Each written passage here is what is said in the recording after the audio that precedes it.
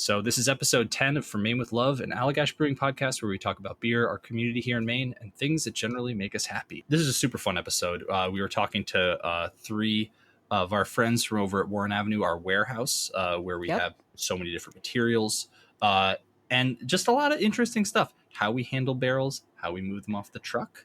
How we throw them on mattresses very safely. Very safely. Actually safely. Yeah. You know, grain quality of the grain that we're getting in, quality of all the materials we're getting in, how long it takes to, how far in advance we are working to make sure that we have everything we need. They're logistical wizards, I would say. 100%. It is a key takeaway that I have from that chat. Yeah. And so you might even hear what the oddest thing we have in our warehouse is. Actually, you will, because we asked that question. So if that sounds good to you, give it a listen. We had a great time.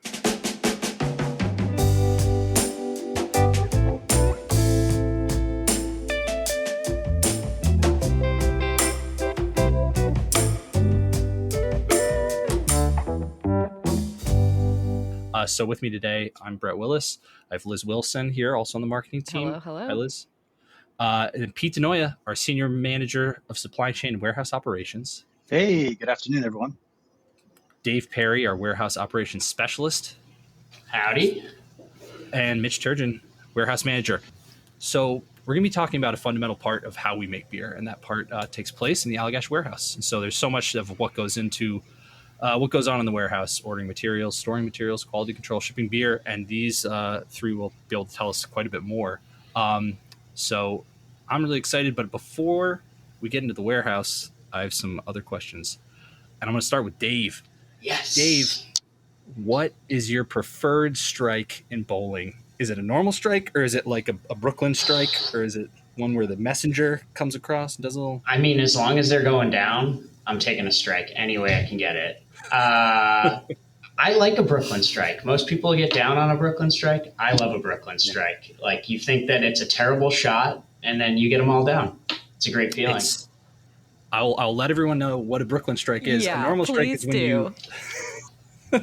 Well, first you have to go to Brooklyn. No, you travel, you shoot the ball, and when it's a normal strike, it hits between what... I had to look this up before, but it's the 1 and the 3 pin. Right. And so Brooklyn is when it actually goes and crosses the middle of the lane and hits the opposite 2 pins. And so it just kind of knocks them over from the other side. So Dave, I used to use a lane ball, a ball that you get at the bowling lanes. I didn't have my own ball. And that was for some reason, the way that I could get strikes was with Brooklyn strikes. So I'd actually shoot for them, which is not a good strategy. I learned. No. Hey, as long as they go down, they go down. But yeah. Usually I'm aiming for the right side, the normal strike right between the 1 and the 3. But if they're ending up on the left side of the head pin, I'm going to keep shooting that shot until it stops working. Dude, are you still using those gutter guards, or have you graduated from those? I usually try and grab the little slide for the ball before I get it nice and spinny and then right down. No, little dinosaur shaped. Again, as long as they go down. Yeah. Yes. All right, Pete. So in another life, you worked for a company that makes cookies. Do you happen to have a favorite cookie? Ooh, that's a good one. I did. I actually spent a little time in my previous life at a company called Nabisco. And, I would probably say an Oreo. I mean, who can't go wrong with the twist liquid dunk that promotions that we always did? I'd say the Oreo. A little lore for myself. The Costco Oreo sized, where they have the sleeves you could pull out. Oh yeah. I think it was 10 Oreos a sleeve. I actually know it was 10 Oreos a sleeve, because I would literally take a sleeve out when I was in high school and playing a lot of sports, and I could do this, and I would just eat 10 Oreos. That was my serving size. So we always had a slogan, "We'll make more." So we appreciate your business. That's for sure. I helped it. Yes. Awesome. All right, Mitch, I know you play golf. So what is your favorite type of club to hit? Are you a fan of driver, irons, wedges, putter? Yeah, it's a tough question. Probably depends on the day, because I'm not good enough where I'm consistent with the same clubs all the time. Sure. So some days the driver is my favorite club. Some days the putter is my favorite club. But I would say, you know, definitely the driver feels the best when you're hitting it well. You know, it can make for a long day on the golf course when the driver is not your friend. Yes. Spend a lot of time in the woods looking for your golf ball. Liz, are you a golfer? No, nor a bowler. So gee. I can't add much, but I'm an avid cookie eater. So Nice. I just had a couple Oreos before this. So I'm feeling good. But I feel like before we jump really in, Brett, you mentioned Warren Ave at the top of the show. Yes. Can Dave, Pete, or Mitch explain what Warren Ave is? Because I bet a lot of people don't know that the warehouse is actually not directly at the brewery. Sure. So, yeah, like you said, Warren Ave is where we're located, which is about 2 miles down the road from the brewery. You know, we have a 70,000 square foot facility here, and basically house most of the material that the brewery uses here at Warren Ave, and we truck the material back and forth from Warren Ave to the brewery. I think the big thing too about just the fact that we're not on site at the brewery, excuse me, it just takes a lot of coordination as to what goes on each and every day. To Mitch's point, the receiving of inbound goods, the outbound shipments that take place, and then the back and forth that we do to support the brewery each and every day. It from a logistics perspective, it's really about just being turnkey in what we do and having very good processes and procedures. And these two folks that are on the other end of the call here from a Warren perspective do it very, very well. Concurred. Didn't we win some award, or haven't we gotten some recognition as being like wholesale? I feel like there's a big kudos due to your team. Number one. What was number one? Was it Tamaron? Is that what it is? It was Tamaron. It was, and just an annual survey of our wholesalers, and we were very fortunate to be recognized as one of the top supply chains based on the survey that they did. So we learned a lot from it. We're excited by it, but we also know that there's always a lot of work to be done each and every day to get the best beer out there and support them. So yeah, it was cool. Very cool. So, sorry, I have a question that's it's right in line with that. So, let's say everything's going great at the warehouse, like it's running smoothly. What would you say the three of you are the things that are going right to allow for that to happen? Ooh, that's a great question. Nice. Dave, Mitch, you want to take a crack at that? Sure. I'm first shift, so making sure that I got a nice fresh cup of coffee in the morning for everybody is key. I think that definitely helps smooth things over for everybody to start the day. Absolutely. Yeah, I do a lot of shipping and receiving, so trucks showing up, taking care of those in a timely manner. That way we don't fall behind, or we have a schedule that we try to keep to too. So trying to keep that all in order is very important, especially for timing things up when things need to go to the brewery, things of that nature. Yeah, I think the biggest thing for me, when things are going smoothly is, I kind of think of it as the brewery is our customer. And so we want to make sure they have what they need when they need it. So the biggest thing for me is, if I don't hear anything, they're not emailing us, hey, we need this last minute, or hey, we're running out of this. That's usually a good sign. That usually means that, the folks who are driving the trucks are on top of things. We're driving the trucks in a timely manner and delivering what they need. So basically, as long as I'm not hearing anything from the brewery, like, oh, we need something ASAP, or running out of this, it usually means things are going pretty well, and I'm happy. That reminds me so much of like IT. where it's like, all right, you never notice when IT is going great, and then it's only when things are going down. So much appreciated then. Much appreciated. It's interesting because during the pandemic, one thing Rob said to pretty much all of us was, "Don't run out of beer," and I think that challenge was taken on by everybody. The one thing I would add too, that we are really fortunate that we have great suppliers that we work with, and some of our challenges can become their challenges, and or vice versa. So I think the success of what we do here, really a lot of it starts with them and making sure that they have what they need to provide us with what we need. So it really works nice from an external perspective, but certainly, as Dave and Mitch described, from an internal perspective as well. I would just wanted to follow up quickly too, like on the suppliers. Like, I guess it's kind of a later question, I think, but like the thought of, so what sort of suppliers do we work with? Like, what sort of inputs are there for the brewing process? It's a really good question. We have suppliers that, truthfully span the globe. I mean, we get some of our bottles in from Europe. We get bottles in from Canada. We get cans. We get grains domestically. We get some of our packaging, believe it or not, from Italy. So lead times are important with our suppliers, and we work very closely with them. But it really does vary across the globe. A lot, obviously, domestically, and I would say very close in the state of Maine. We do a lot of work with different suppliers certainly from a grain perspective, and we're proud of what they do for us, and we're proud of what we do for them. So it's they keep us on our toes, but we work really closely with them on a day in and day out basis. Yeah, that's awesome.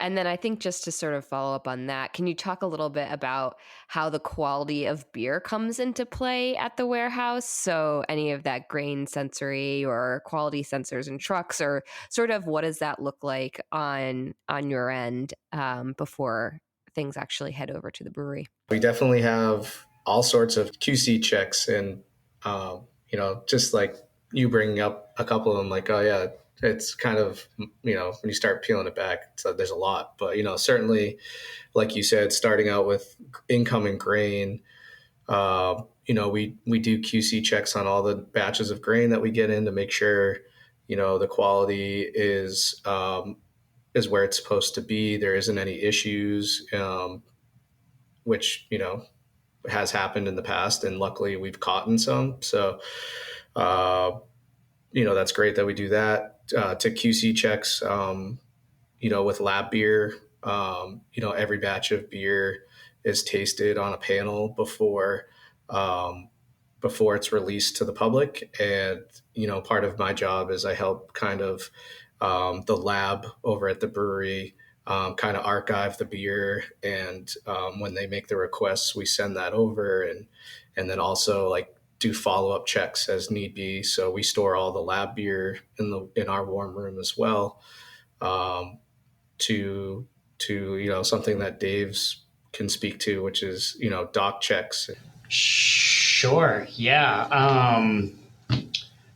Part of, to touch on something that Mitch said earlier, treating the brewery almost like they're our customer.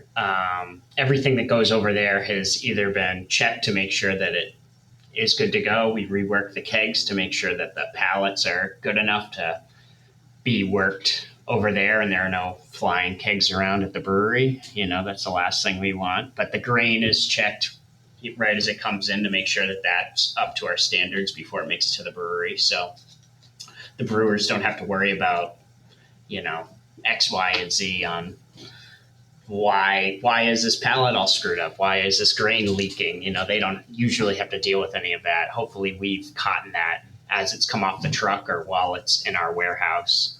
But yeah, in terms of shipping trucks, we have a whole process of checking that the order has everything that we need on it, and making sure that everything has shipped properly on their truck, making sure that their truck is up to our standards.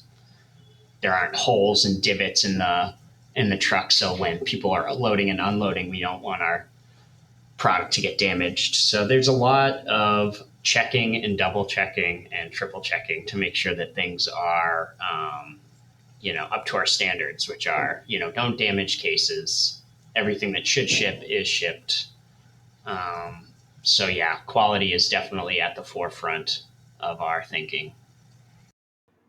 Yeah, and one specific part I feel like that I thought was just so interesting was that grain sensory panel of like, how do you check grain? And so it's yeah, I mean, you want to speak to like literally what that is? Federico is our grain master over here, so he does a lot of our QC checks when they come in. Basically, every time we receive in grain, and it's a new batch, we'll set one aside, and a lot of it are in 50-pound bags. So he'll just cut a little hole, take a sample, and we check for, you do a visual inspection, make sure there's no pests or anything in there, that they're not sprouting or they don't look weird or the color's off.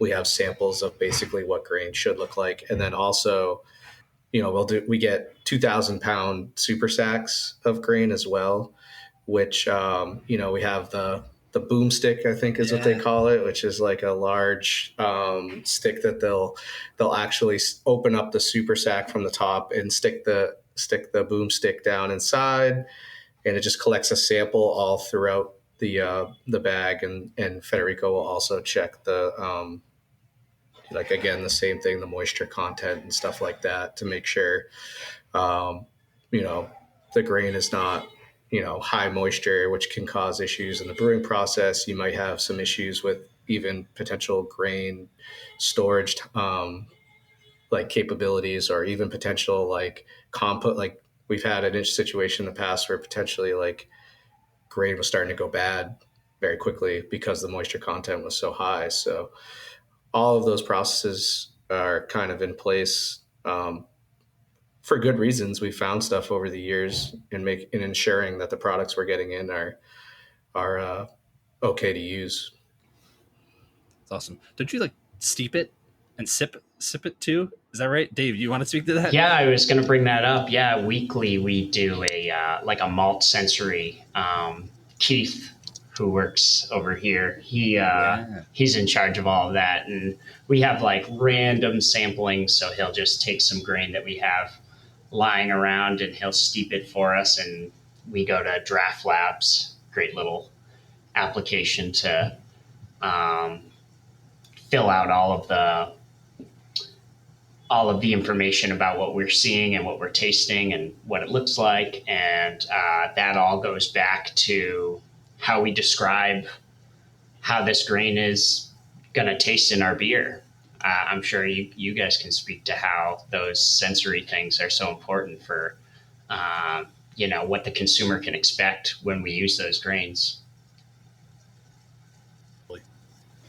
It's like a little grain tea. Exactly. Yeah. A little green tea. Pete, you're gonna love this question. Could you tell me about the focus on safety in the warehouse? Nice. That's a great question. We obviously, everything that the team's described, we take safety very seriously. It's at the front and center of everything that we do. We have been really fortunate over the years. We've gone over 2,200 days without a lost time injury. And I say that because it's really a team effort of, kind of how we view safety, the processes and procedures that we have from a training perspective. We don't just allow someone to jump on a forklift or get behind the wheel of a truck. There's different aspects of the training requirements that we, look for, and we want to make sure folks possess. I'm wearing a high-vis vest, as you can see. Yeah. And I didn't have one on the other day, and two folks out in the warehouse called me out and said, "Hey, what are you doing out in the warehouse without a high-vis vest?" So, that's kind of cool. It's the atmosphere that we work in, and it really makes sure that we have each other's back each and every day. So, yeah, safety is really important to us, and not only here at Warren Avenue, but throughout the brewery.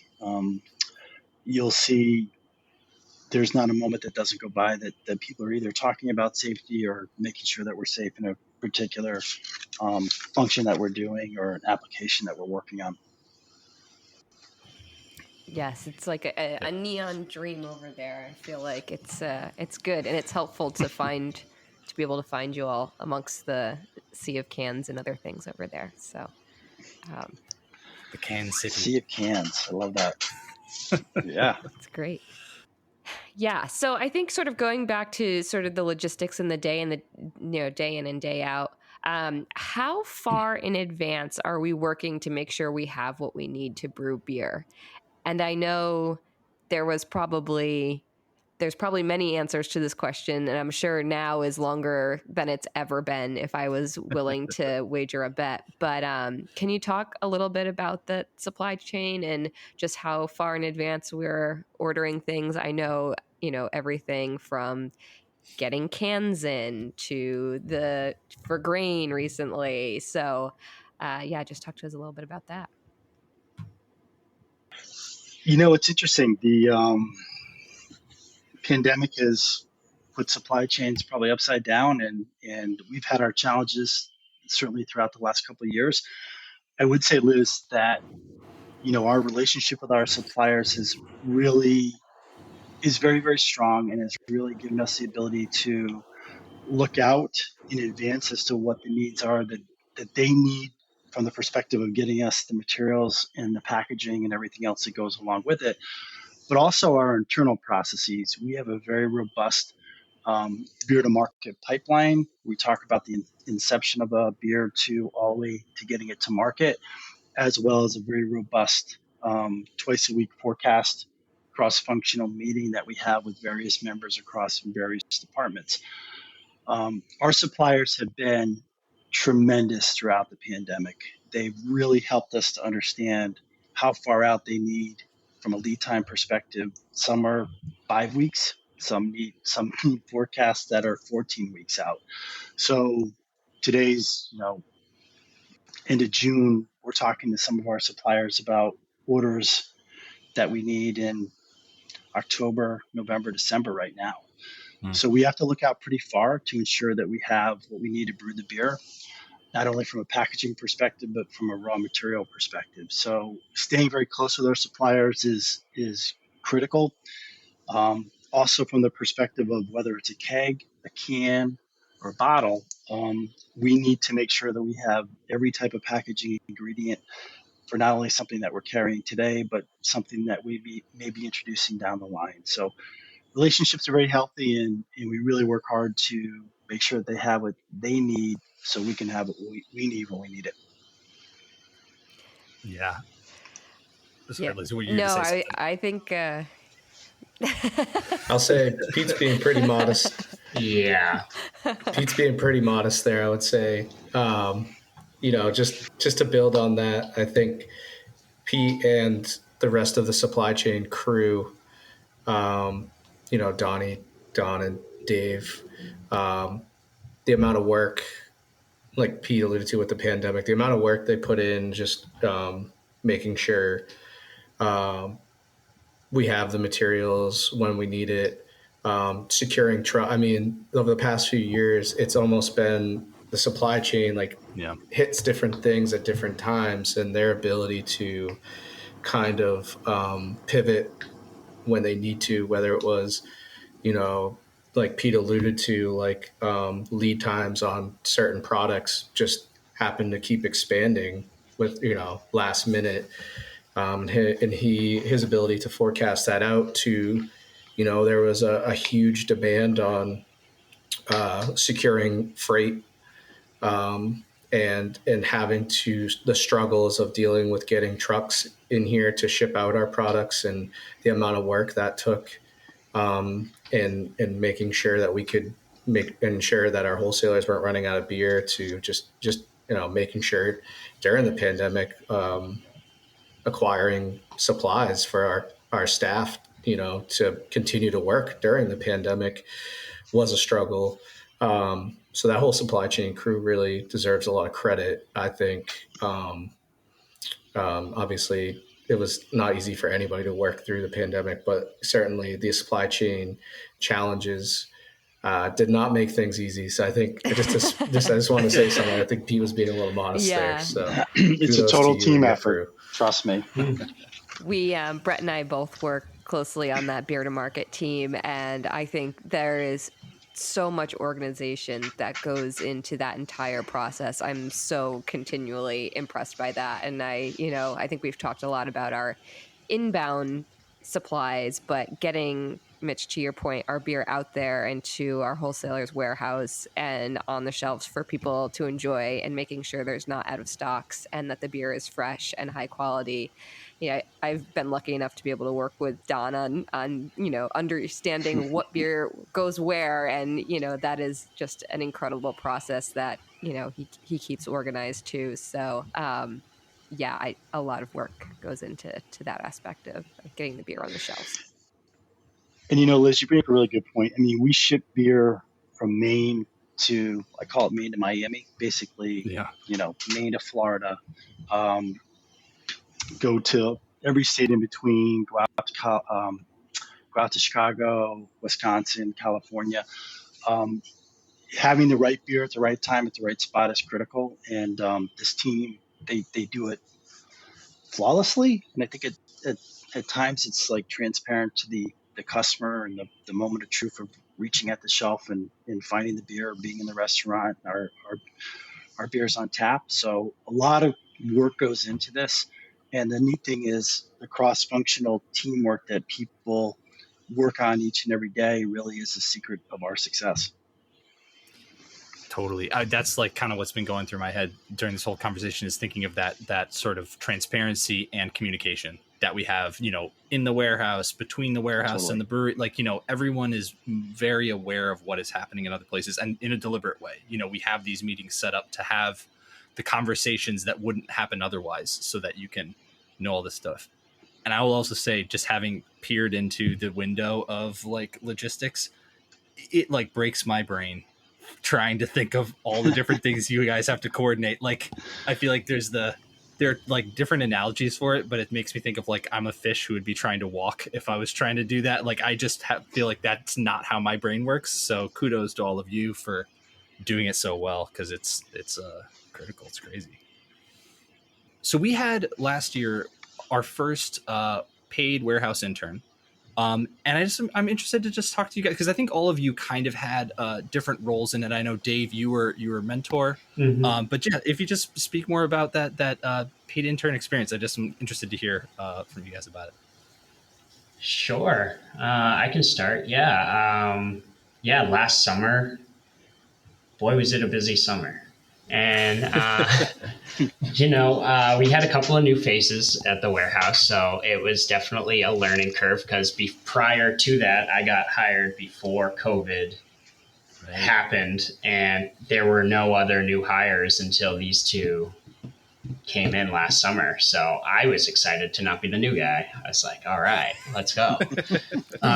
So yeah, to have the opportunity to work with Langaba, the intern who we had last summer, who is still with us now currently, was amazing. I mean, it was just so good to have a complete different perspective of warehousing. I had come from working in a warehouse. I had a little bit of experience, so I kind of knew what to expect, but he came in really fresh, just didn't really know our beer at all, didn't really know the warehousing or the beer industry. And he just was so, and still is just so positive, and just comes to work with such a great attitude, ready to learn, which fits the Allagash vibe.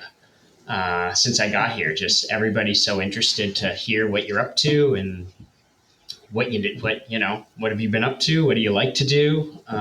So yeah, it's been a great experience. It's been great to have him on the team.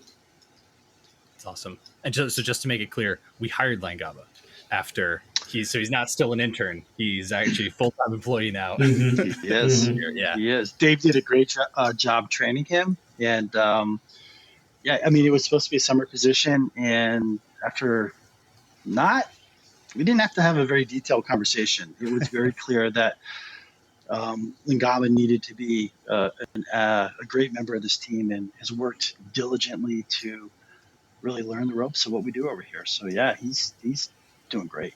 That's awesome. I don't know, Brett. These next questions, they're kind of fun. Getting some different territory. It's true. Nice. We're getting so. The warehouse is rather large, as we mentioned. What, 70,000? Is that what you said? 70,000 square feet? That's big. Correct. It's a big warehouse. So, what is some of the oddest stuff we have in our warehouse? Does anything take the cake for like the oddest thing you've come across? Oh boy. Mitch, I'm gonna Yeah, Mitch, please. Well, we do have like one section of the warehouse where we just kind of collect a lot of things. I kind of refer to it as the junk drawer of Allagash Brewing Company. It just seems like everything, you name it, is in there. I found myself scavenging in there plenty of times for stuff. I don't know. That's like a treasure trove of things too. We've got some old brewing equipment back there. There's like an old lauter tun and an old whirlpool that's just kind of hanging out back there. Oh, The Pinewood Derby track is a good one. We used to do some company parties, and we had a tradition every year where, we would build Pinewood Derby cars, and we have like a real track that's pretty legit. And race them on that track. That was always a good time. That's stowed away over there. so this one might be a little selfish. I don't know. I just wanted to ask it, but we've been hearing about barbecues at the warehouse. Ooh. What's the deal with barbecues over there? How you get an invite to one of those? Yeah. Let's go, Pete. How you get a little brekkie sandwich? How you Tell get 'em a all brekkie about it, sandwich Pete. over to Man, pie? you just have to stop by. I mean, we The secret's out. just swing by. We'll see what's on the menu for that day, and we'll whip you up something. I mean, it's yeah. I'll add on to this. So this is partially a joke, but I do really want to go to the barbecue. But I feel like it underscores a point of like you guys and your whole team is so accommodating to helping people when they stop by. Like you said, yeah, just stop by. But it's like I actually will take you at your word for that, because I feel like there's so many times where like, hey, we just need like these 7 random things, and oh dang, we need it tomorrow, or we need it like later today. And like I go showing up expecting to have to like re-explain or like, oh, sorry, and it's like on a pallet sitting there perfectly labeled right where I need to pick it up, like without fail. So thank you for accommodating our many requests that we have. Well, I think honestly, Mitch hit the nail on the head earlier. Honestly, everybody's a customer, and we want to make sure that we can provide the best service. So we thank you for the kind words, but truthfully, it's really in our DNA and what we do every day. So it was interesting. Somebody was tapping on my window right now trying to grab a used barrel, and you guys all know about barrels. Oh yeah, we'll get into barrels. I mean, we really do just try to be accommodating, and it doesn't take long just to go out of our way and do whatever it is that we need to do, whether it's internally within the company or externally. So we thrive on that, and we like to have fun. We don't Warren Avenue, we don't take ourselves seriously. We really do like to have fun and make it a good time and make it a fun place to come to work. Yeah, I'm always trying to grab pro tips from the Warren Ave team, because I feel like I don't know, we could use a breakfast sandwich party or some high vis gear, but we're not there yet. We got it. The next barbecue, you guys will be on the invite. But I feel like something we didn't state from the outset, which might be kind of obvious, but maybe not, is like what is in our warehouse, aside from sort of the strange things. But what are we keeping in our warehouse? Yes, it's a great question. Raw material, so grains, hops, different ingredients that are needed for the brewery to brew the beer. And from a packaging perspective, whether it's bottles, cans, labels, cartons, trays, things along those lines. So really anything that's from an ingredient perspective or anything that's from a packaging perspective is kept over here at the warehouse. We try to keep our inventory levels I wouldn't say just in time, but we do build in safety stock, particularly with things that are going on right now from a supply chain perspective. But really what we do every day is we send over to the brewery what they need to either make the beer or package the beer, and then that comes back as finished goods. So not a lot is left over at the brewery. It's pretty much like a hub and spoke model where everything's kind of here at the mothership, and then we'll send it over, and then it ultimately comes back. Yeah, so I mean, our warehouse is broken up into 3 different locations. We have a dry storage. We have what we call a warm room where the beer is kept at 72 degrees, and that beer is bottle conditioned, as you mentioned, Matt. And it'll stay over there in that section of the warehouse, depending on the beer type, anywhere from on average 7 days to 21 days. And then once we're given the okay from a quality perspective, our QC team will test various aspects of the beer. They'll give us the green light to do what we call migrate the beer, meaning that we can move it from the warm room at about 72 degrees over to the cold room, which is about 50 to 55 degrees. And at that point, that beer is gotten the green light to release to our various wholesalers. So from that aspect of the warehouse, to Mitch's point earlier, dry storage, warm room, cold room, all under 70,000 square feet, sectioned into 3 different, or in 3 different sections. It gives us a lot of flexibility to move around if we need to, the general dynamics of the building, to support the growth of the business. So it's pretty cool, pretty unique, but it's a very structured process as to what goes on each and every day here at Warren. And just to kind of elaborate real quick on one topic, the bottle conditioning, like that is basically a re-fermentation inside the bottle. So the idea being we ferment it pretty much most of the way or just a little bit, and then it goes through the bottling line, gets a little bit of extra yeast and sugar added to the bottle, each bottle or can itself, and then it goes to the warm room. It needs to be warm for that yeast to be able to eat that last little bit of sugar or whatever it's eating, and then that's when it comes up to full fermentation. So yes, definitely more QC involved in that process. Warm Not things. Complicated at all. No, Totally. yeah, it's pretty simple. No, I really explained it too long. I definitely don't understand that process. All right. We said we were going to, and now we are going to. You want to talk about barrels? Yeah. Barrels, yeah, nice. Yeah, I guess where do we? I mean, we have a lot of barrels. We have a lot of barrels because we make curio among other things that we have in barrels. But do you want to talk to us about the barrel bonanza? Is that where we want to go with this? We were, but we weren't. We're not going to do it anymore. That's true. Or we're not doing it this year, but we have done it. So I don't know. Yeah. So I think it's a great segue. Yes, we purchased barrels from Jim Beam, and they're predominantly 4 years old. And to your point, Liz, we use those for barrel aged beers, Curio, Triple, Barrel, and Beam. We only use them once. And then what we do is we will resell them. And we'll resell them to either various suppliers here that use the barrels for different concepts here in the state of Maine, or we'll sell them to the general public. The last few years, we've had a fun little activity called the Barrel Bonanza, where we sell barrels to the general public. And the first year we did it, I think we sold a few barrels. We thought we were going to sell maybe $500 worth of barrels,